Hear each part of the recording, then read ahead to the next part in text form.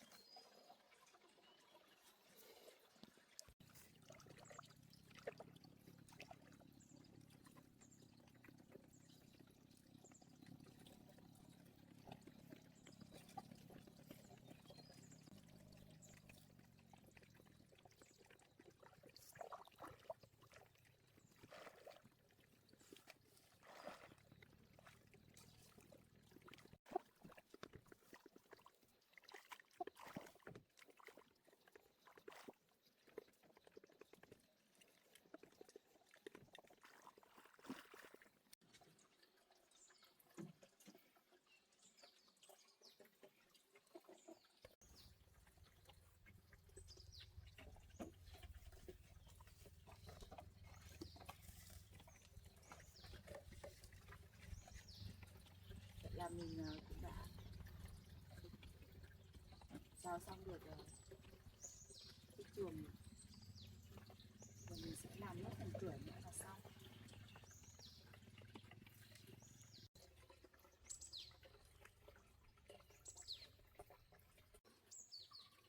Chắc mình sẽ sử dụng luôn tấm lưới thừa này để làm luôn một cái cửa.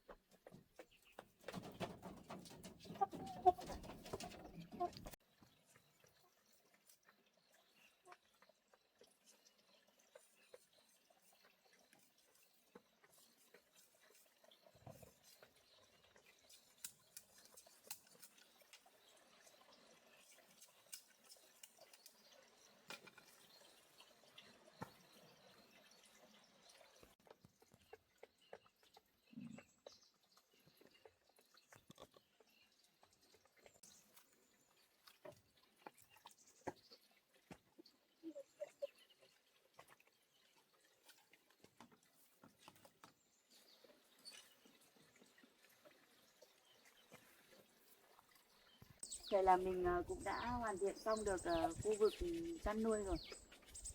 Rồi mình sẽ đi ra ngoài làng để xem có ai bán thịt giống không, để mình mua vài con về để mình nuôi.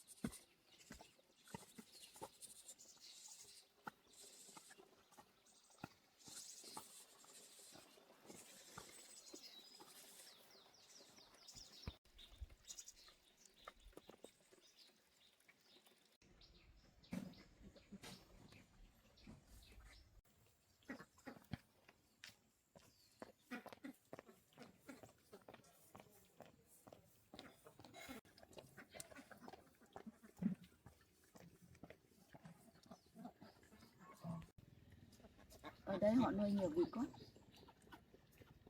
Mình lên mình hỏi xem là họ có bán vịt giống không.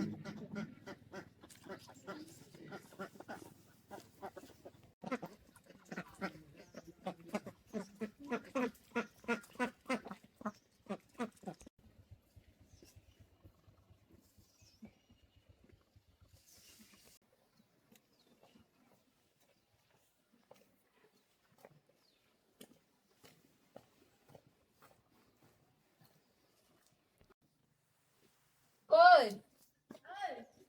Dạ cháu chào cô. Cô ơi cho cháu hỏi có đàn vịt kia là của nhà cô hả cô? Vâng, của nhà cô ấy. Thế cô có bán vịt giống không cô? Có. Cô ơi thế vịt đấy cô bán bao tiền một con vậy cô? Cháu đang định lấy khoảng 20 con về để cháu nuôi ạ. Cô bán 150 một con, nhưng mà cháu lấy nhiều thì cháu nói cô bớt cho cháu một ít. Dạ vâng. Thế Cháu thì đang ở đâu? cháu sống ở ngôi nhà nổi trong hồ kia cô ạ. Thế lát cô bắt cho cháu 20 con nhá cô nhá. Xong là cô chở giúp cháu vào trong chiếc hồ đấy được không ạ? Được rồi, chị cô chở vào cho. Vâng, bởi vì cháu cũng không có đồ để chở ấy ạ. Thế tí cô chở giúp cháu nhé. Thế cháu ra kia xem vịt, thế được tí nữa cô bắt vào cho. Dạ vâng ạ. Đây cho xem vịt của cô chỉ to bằng này, xem lấy được thì lấy. Dạ vâng, được cô ạ. Thế thì cô cứ bắt cho cháu 20 con cô nhé. Cô chọn con to to giúp cháu, xong rồi chở vào cháu gửi tiền cô sau. Rồi, chị chở vào cho. Vâng. Thế giờ cháu về trước để chuẩn bị chuồng cô ạ. Vâng. Thì cô bắt vào giúp cháu nhé. Cháu về đây ạ.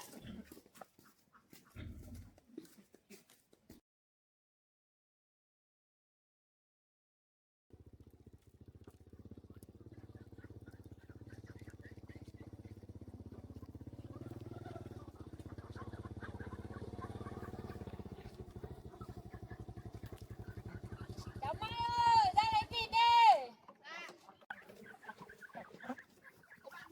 Cháu vừa về nhà được tí.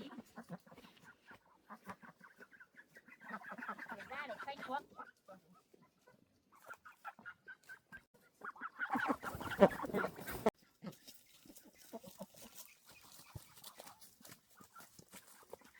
Rồi cô để đây giúp cháu. Được. Làm nó cái chuộng rộng rãi thế để nuôi được cả gà nữa cả. Vâng, ở đây thì cháu cũng tận dụng những cái phần đất trống để cháu chăn nuôi ấy cô. Thế tổng hết bao nhiêu tiền cô nhỉ để cháu gửi cô ạ? 20 con nhân với 120 một con, 2 triệu tư. 2 triệu tư à cô?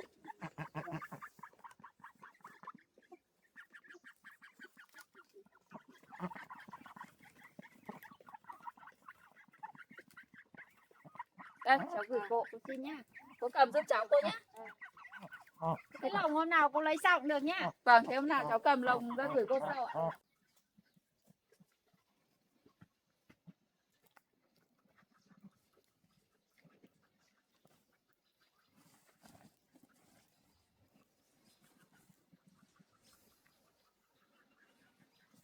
Cô về nha cô nhé. Cô về đây. Vâng, cháu cảm ơn cô ạ.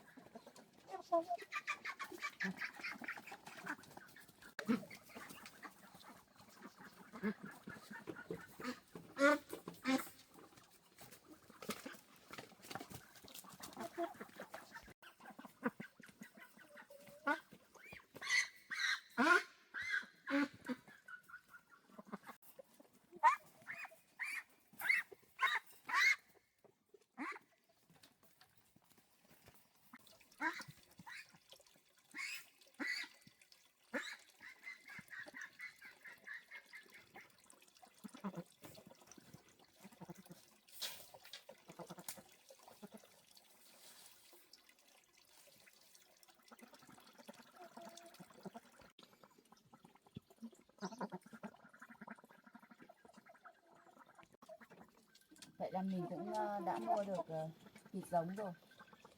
Rồi mình sẽ san chỗ này ra cho bằng phẳng.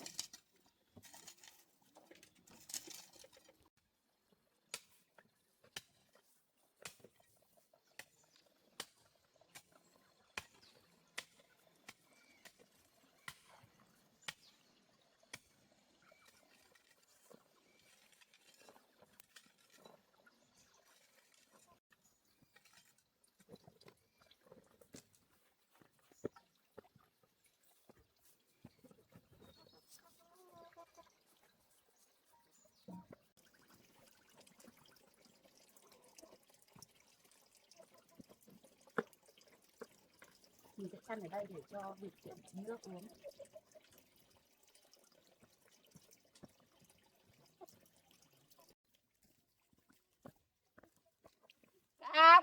Cao.